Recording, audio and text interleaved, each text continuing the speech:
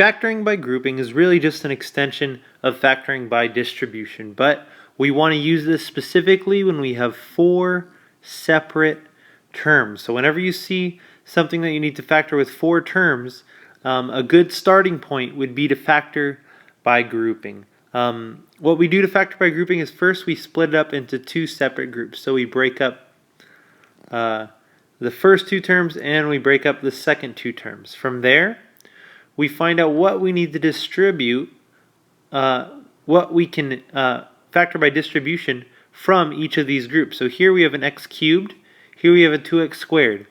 Those have an x squared in common, and we'll be left with an x plus 2. Looking over here, we have an 8x plus 16. Those have an 8 in common, and we'll be left with an x plus 2. Now you know you've factored correctly when each of your parentheses match. Here we have an x plus 2, here we have an x plus 2. So now what we want to do is factor out these x plus 2's. So we pull the x plus 2 out, and we're going to be left with x squared plus 8. And there we've factored by grouping. Let's do one more example. Here we have xy minus 4y minus 3x plus 12. Now when you have a negative here, a minus in between, it's very useful if you rewrite this using a plus negative 3x plus 12.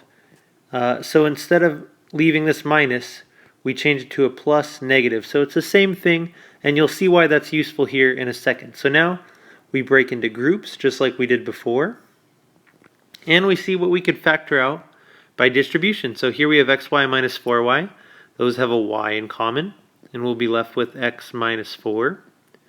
Now here we have negative 3x plus 12. Now when there's a negative here, we always take the negative out with the number. So this 3 and 12 have a 3 in common. Here we're going to take out a negative 3. Very important to take this negative out with it. And what we're going to be left with is x minus, since we took out a negative, this sign is going to change. And then we take a 3 out of the 12, x minus 4. Notice our parentheses have identical placeholders, x minus 4. So we're going to factor out the x minus 4, and we'll be left with just y minus 3. And there's our answer.